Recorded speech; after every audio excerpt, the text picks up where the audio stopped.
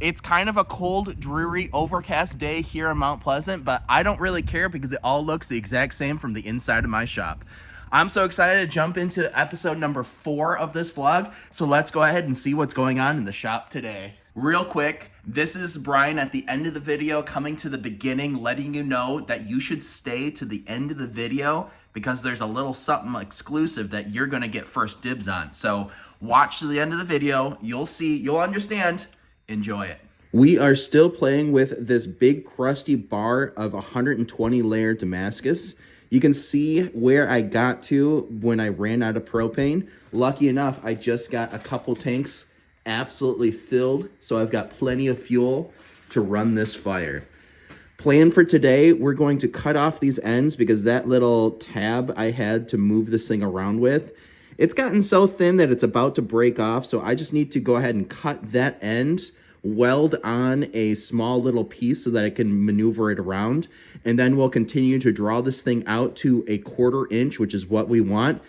And then maybe after that, we can cool it down and get a test etch and see what this thing looks like on the inside. I'm very excited to see what that looks like.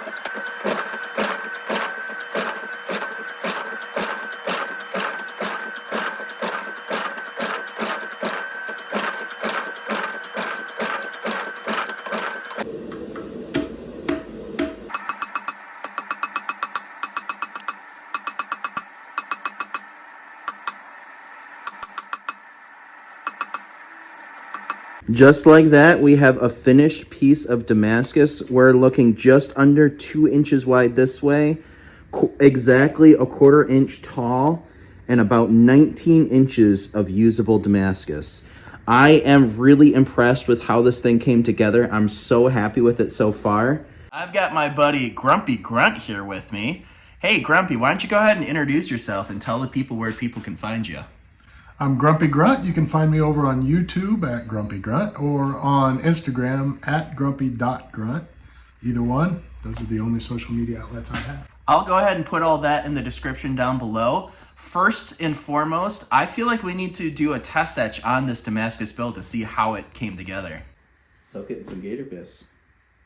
See what it looks like.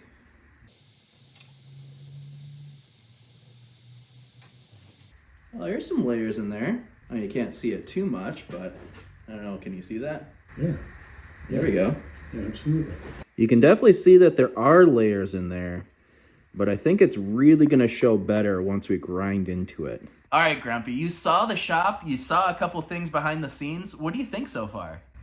I think you've got a hell of a setup here, brother. I think it's, you've got all the tools and you're putting everything together, and I think you're going to do some great things here, brother. Well, I'm super excited.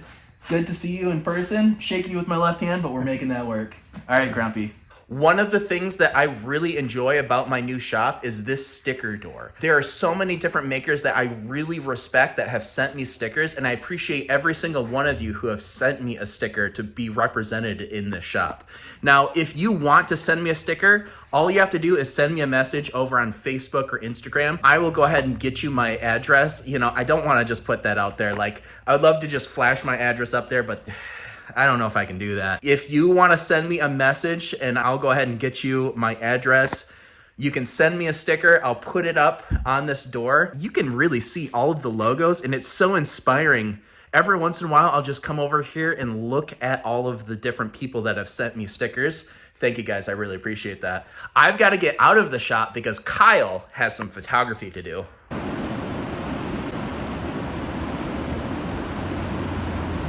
We've got Kyle here taking photography for the Viking Challenge. He is really putting it on the line for this one.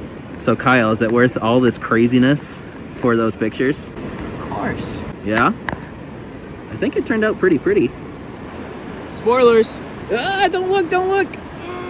I have to admit, my work week got totally derailed by the solar eclipse that Emily and I went down to see. We had a little miniature vacation. So instead of boring you and showing you all of those different things, while I'm telling you about it, I'm going to be showing me working on the BDE. This is one that I just cut out of the Damascus that you've been watching me build over this last couple vlogs.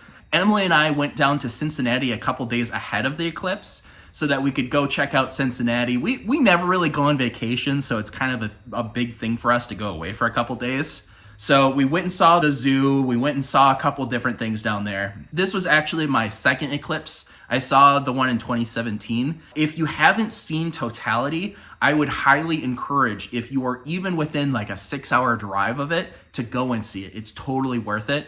And the images and the videos that you see of the eclipse just don't do it any sort of justice.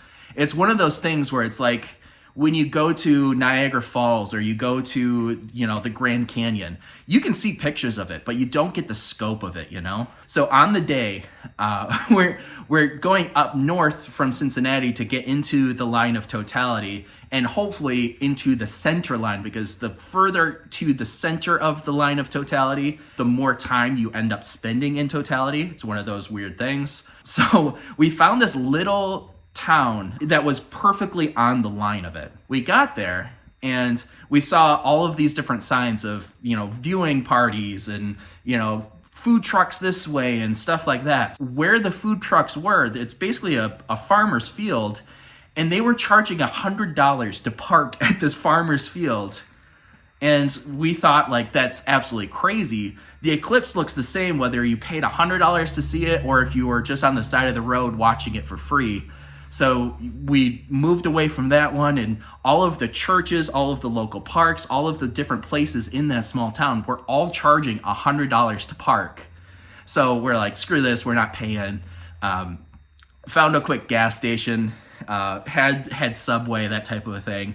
And while we're sitting at that Subway gas station, there were cops roaming around the parking lots asking people to leave if they weren't currently shopping at that gas station. So we knew that we couldn't even just stay there. So we said, screw this, let's just skip this town and we'll find somewhere else. We got into Anna, Ohio, which was like 6 miles south. And there's a free park to go and watch it at. There's a bunch of people there. We got the whole experience. And it's just, the solar eclipse is one of those things that it gives me goosebumps every time that I think about it. And it's one of those things that really puts you at awe. And it's the closest to like a religious type thing. It's one of those things that you can't really explain how it takes you into a different place emotionally. And I really highly encourage anybody to go and check it out if they are even within a 6-hour drive of it, because it's something that you should really experience before you die. The next one in America, I think, is like 2044 or 2045. I'll definitely try to go to one of those, but that's quite a ways away. And then the closest one to me, I think there's one that actually touches Michigan in 2099. Best chance, I'm probably not going to be alive for that, but I could cross my fingers, right?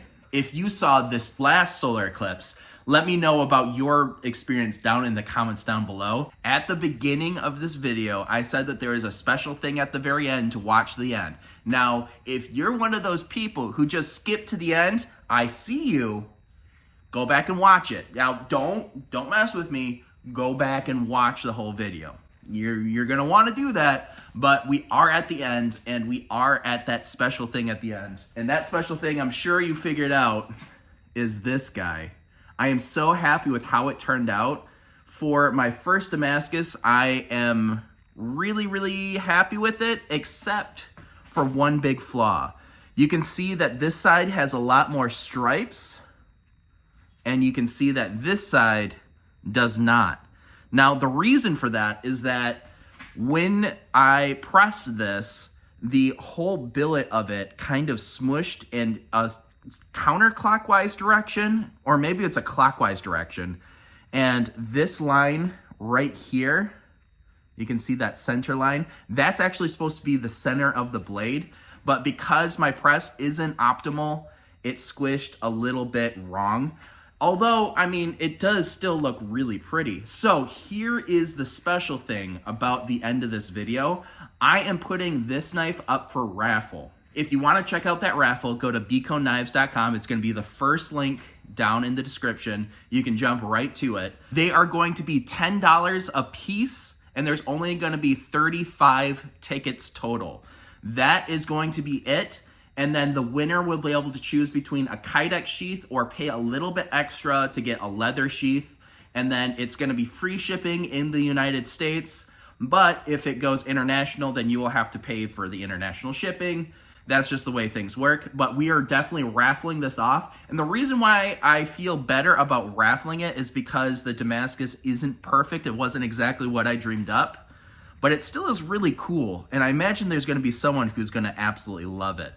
I appreciate all of you guys for watching to the end of the video, and I hope you guys enjoy the exclusive first access at the raffle. I'm sure they're going to go out quick, so go get yourself a couple tickets. You guys know how to get a hold of me. If you want a custom-made knife, I'm your man. Check out my links down in the description, Facebook, Instagram, TikTok if it's still around. You guys know what it is. Chef knives, EDCs, all the things that you could ever want in a custom knife. Thank you guys all for watching. I really appreciate all of you guys. Have a great rest of your day.